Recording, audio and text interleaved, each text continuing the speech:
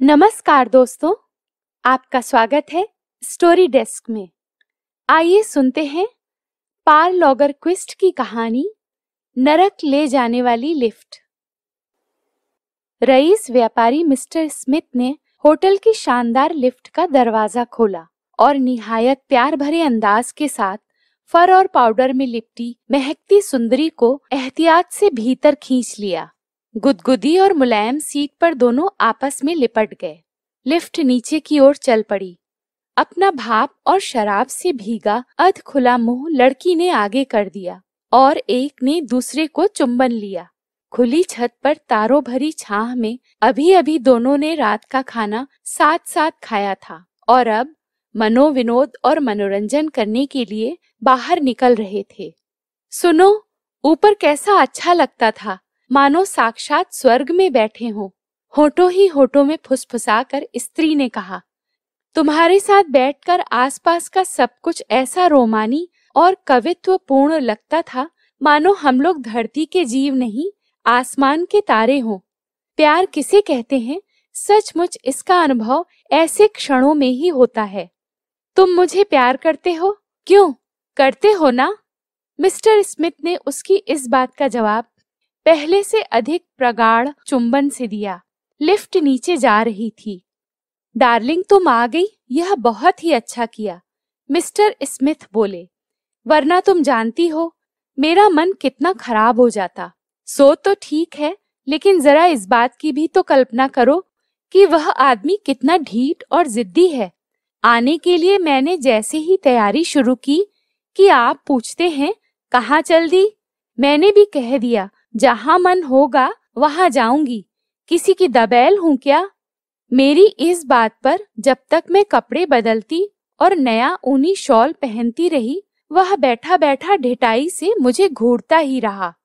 अच्छा तो बताओ, यह बिना रंगा धुला ऊनी शॉल मुझ पर कैसा लगता है? तुम्हें कैसे रंग का कपड़ा सबसे ज्यादा अच्छा लगता है? गुलाबी ही लगता होगा, है ना? तुम्हारे ऊपर तो सब कुछ खिल उठता है डार्लिंग, पुरुष ने कहा। लेकिन आज की रात तो तुम दिल पर बिजलियां गिरा रही हो, बिजलियां।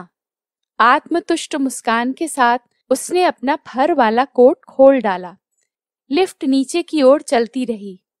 फिर जैसे ही मैं निकलने को तैयार हुई कि उसने बिना कुछ बोले चाले मेरा हाथ पकड़कर ऐसे जोर से ऐंठ दिया कि अभी तक दर्द हो रहा है। तुम सोच नहीं सकते कैसे उजड़ और जंगली आदमी से मेरा पाला पड़ा है। मैंने कहा, अच्छा चलती हूँ, लेकिन उस बंदे के मुंह से बोल नहीं फूटा। ऐसा भयानक जिद्दी और हठीला आदमी है कि डर लगता है। मुझसे अब नहीं सहा जाता। उफ, हमदर्दी से मिस्टर स्मिथ ने कहा। मानो जरा सा बाहर निकलकर मन बहलाना भी मेरे भाग्य में नहीं है। फिर वह ऐसा घुन्ना और चुप्पा आदमी है कि तुम सोच नहीं सकते। किसी बात को सहज और स्वाभाविक रूप से लेना तो उसने सीखा ही नहीं। मानो हमेशा उसके सामने जिंदगी और मौत का सवाल बना रहता हो। हाय, तुम्हें कितनी मुसीबतें उठानी पड़ी होंगी। उफ, मैंने भयंकर तकलीफें सही हैं, भयंकर। जितना मैंने सहा है क्या किसी ने सहा होगा? प्यार क्या होता है इसे तो तुमसे मुलाकात होने से पहले मैं जानती ही नहीं थी। दिलरुबा, उसे बाहों में भरकर मिस्टर स्मिथ बोले। लिफ्ट नीचे चलती रही। मेरे उस सुख की कल्पना करो, वह बोली, तारों को ताकते हुए यूं तुम्हारे साथ ऊपर बैठना और सपनों की दुनिया में खो जाना। हाय, मैं इस क्षण को कभी नहीं भूलूंगी। देखो, बात यह है कि आर्विड के साथ मेरा निर्वाह अब नामुमकिन है। हमेशा ऐसा मनहूस और बुजुर्ग जैसा बना रहता है कि बस कविता तो उसे छू नहीं गई। उसे कविता वविता से वैसे भी कोई लगाव नहीं है। इन सबको सह पाना तो सचमुच असंभव है डार्लिंग। हाँ, असहनीय। लेकिन मुस्कुराकर अपना हाथ उसकी ओर बढ़ाकर स्त्री ने अपनी बात कही। लेकिन यहाँ बैठकर हम अब उस सब पर माथापच्ची क्यों करें? हम लोग मनोरंजन के लिए निकले हैं। तुम सचमुच मुझे प्यार करते हो ना? हाँ हाँ, इसमें भी कोई शक है, पुरुष बोला और उसे कमर से पकड़कर पीछे झुका दिया। लिफ्ट नीचे चलती रही। आज की रात आओ हम लोग ऐसा प्यार करें कि आज तक कभी न किया हो। फुसफुसाकर वह बोला। लिफ्ट नीचे और नीचे उतरती चली जा रही थी। आखिर मिस्टर स्मिथ उठ खड़े हुए। चेहरे पर हवाइयां उड़ने लगीं। मगर आज इस लिफ्ट को क्या हो गया है? घबरा कर वह बोले, यह रुकती क्यों नहीं? जाने कब से बैठे बैठे हम लोग इसमें बातें कर रहे हैं। क्यों, है ना? हाँ प्रियतम, मुझे भी लगता है कि हम लोग काफी देर से बैठे हैं। समय भी तो हवा की तरह उड़ता है। या खुदा, हमें इसमें बैठे योगों हो गए। आखिर इसका मतलब क्या है? उसने सीखचों के पार देखने की कोशिश की। अंधेरे धूप के सिवा कुछ नहीं था और लिफ्ट थी कि अपनी दृढ़ एक रस गति से गहरी और गहरी उतरती चली जा रही थी। हाय भगवान, यह क्या हुआ? मानो किसी गड्ढे में उतरते चले जा रहे हों। खुदा जाने कितनी देर से इस तरह उतरते चले जा रहे हैं। अब क्या होगा? उन्होंने नीचे तले के गड्ढे की ओर झांकने की भी कोशिश की। वहां भी घटाटोप अंधकार था और वे लोग उसमें डूबते चले जा रहे थे। लगता है अब तो यह नरक में जाकर ही दम लेगी, स्मिथ बोले। हाय राम, उसकी बाह पकड़कर स्त्री बिसूरने लगी। मेरे तो हाथ पांव फूल गए हैं। रोकने के लिए इमरजेंसी ब्रेक खींचो ना। अपने शरीर की सारी ताकत लगाकर स्मिथ ने ब्रेक खींचा। कोई लाभ नहीं हुआ। लिफ्ट अनवरत रूप से नीचे उतरती रही। उफ, यह क्या हुआ? वह रो पड़ी। अब हम क्या करें? हाँ, ऐसे में कोई कमबख्त करे भी तो क्या? स्मिथ बोले। अजीब आफत है। लड़की बहुत ही हताश हो उठी और फूट फूट कर रोने लगी। बस मेरी जान, अब रो मत। हम लोगों को होश से काम लेना चाहिए। इसमें हम लोगों का बस भी आखिर क्या है? अब बस करो, आओ बैठो। यूं ऐसे। हाँ, अब हम दोनों यहाँ चुपचाप पास पास बैठकर देखें कि आगे क्या होता है। कभी न कभी तो रुकेगी ही, और ना रुके तो जाए भाड़ में। वे लोग बैठकर प्रतीक्षा करने लगे। कभी किसी ने सोचा था कि ऐसा हो जाएगा? स्त्री बोली। हम लोग मजे उड़ाने के लिए निकले थे। हाँ, उसी कमबख्ती के मारे तो हम निकले थे, स्मिथ ने जवाब दिया। तुम मुझे बहुत बहुत प्यार करते हो। क्यों, करते हो ना? डार्लिंग, स्मिथ ने उसे अपनी बाहों में कसकर कहा। लिफ्ट नीचे उतरती रही। आखिर अचानक झटके से लिफ्ट रुक गई। चारों तरफ ऐसी तेज रोशनी थी कि आंखों में चुभती थी। अब वे लोग नरक में आ गए थे। शैतान ने बाअदब लिफ्ट का छड़ों वाला दरवाजा एक तरफ सरका दिया। नमस्कार, शैतान ने बहुत ही झुककर सा अभिवादन कहा। उसने अपनी पूंछ को बड़े फैशनेबल तरीके से सजा रखा था। एक जंग लगी कील के सहारे पूंछ का बालों वाला झब्बा रीढ़ के ऊपर गर्दन के पास झूम रहा था। मिस्टर स्मिथ और वह स्त्री दोनों लड़खड़ाते से चौंधे में निकल आए।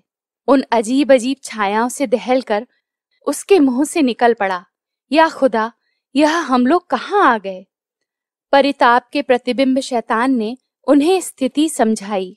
नरक शब्द सुनकर जैसा कुछ लगता है, उतना बुरा यह नहीं है, शैतान बोला। साथ ही कहा, मुझे उम्मीद है आपका समय यहाँ आनंद में ही बीतेगा। मेरा ख्याल है आप एक रात ही तो रहेंगे यहाँ। जी हाँ, जी हाँ, स्मिथ ने आतुरता से हामी भरी। जी हाँ, सिर्फ एक ही रात के लिए चाहिए। इससे ज्यादा हम लोग यहाँ नहीं रुक सकेंगे। जी नहीं, थर थर कांपती हुई लड़की ने उसकी बाह भींच रखी थी। रोशनी कुछ ऐसी रक्तशोषी और पीली हरी थी कि पहले तो उन्हें कुछ दिखाई ही नहीं दिया। उन्हें लगा कि गरम गरम गंध आसपास भरी है। जब उनकी आंखें इस रोशनी की कुछ और अभ्यस्त हो गईं, तो उन्होंने देखा वे लोग जहां खड़े हैं वह जगह चौकनुमा है। इसके चारों ओर रोशन दरवाजों वाले मकान अंधेरे में तने खड़े हैं।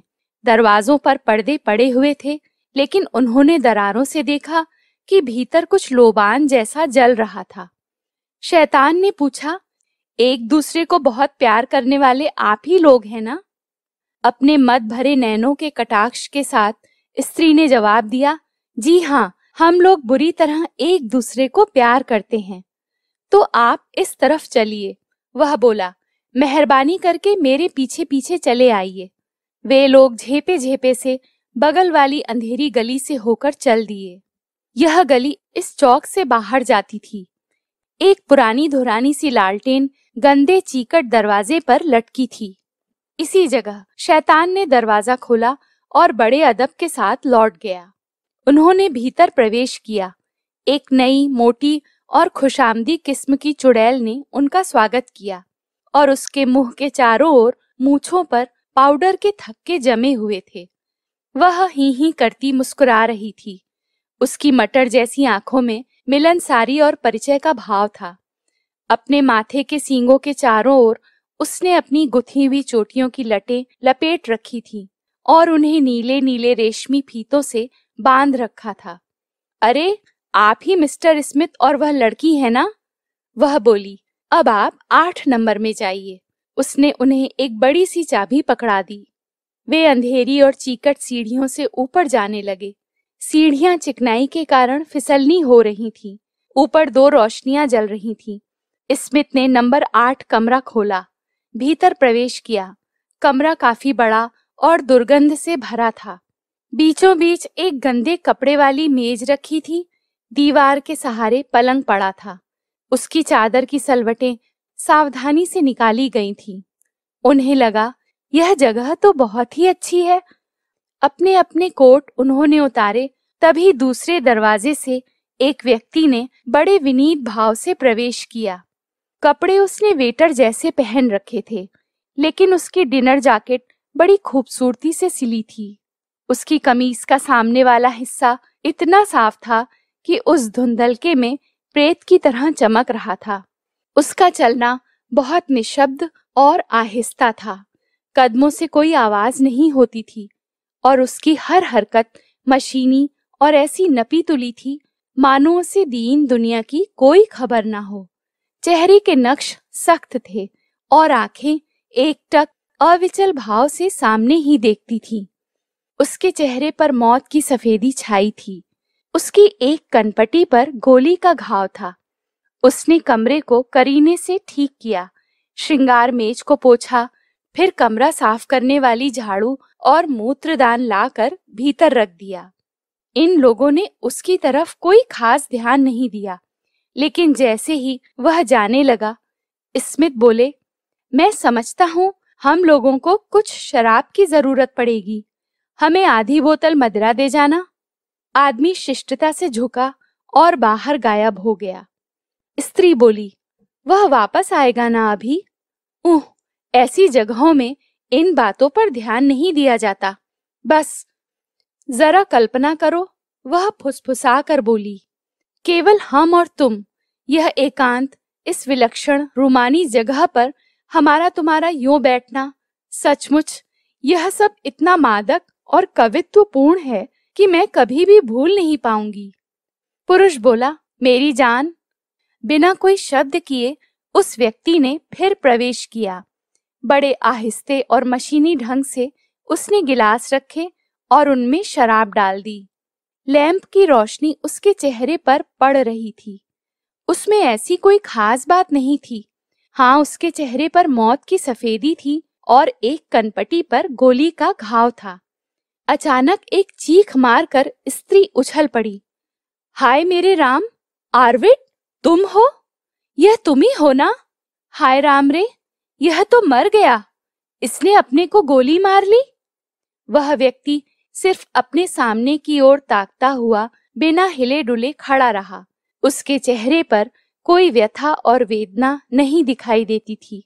बस वह वैसा ही सख्त और संजीदा था। लेकिन आर्विड, यह तुमने क्या कर डाला? क्या कर डाला यह तुमने? प्यारे आर्विड, अगर मुझे जरा भी इस तरह का शक होता तो तुम्हें पता है मैं घर पर ही रह जाती। लेकिन तुम तो मुझे कुछ बताते ही नहीं। तुम इस बारे में भी मुझसे एक शब्द नहीं बोले। जब तुम्ही ने नहीं बताया तो मैं आखिर समझती भी कैसे? उसका सारा शरीर थर थर कांप रहा था। उस व्यक्ति ने स्त्री की तरफ इस तरह देखा जैसे पहचानता ही ना हो। उसकी निगाहें जड़, सर्द और उदास थीं। लगता था जैसे हर चीज के आर पार सीधी चली जाती हूँ। उसका हल्दिया चेहरा अंधेरे में भी झलक रहा था। घाव से खून की एक बूंद नहीं निकल रही थी, सिर्फ एक छेद भर था। उफ, भयानक। वह रोने लगी। मैं यहाँ नहीं रहूंगी। चलो, हम लोग इसी क्षण चलते हैं। मुझसे नहीं सहा जा रहा। उसने अपना फर का कोट, हैट और कपड़े झटपट हाथों में दबोचे और बाहर लपकी। पीछे पीछे स्मिथ थे।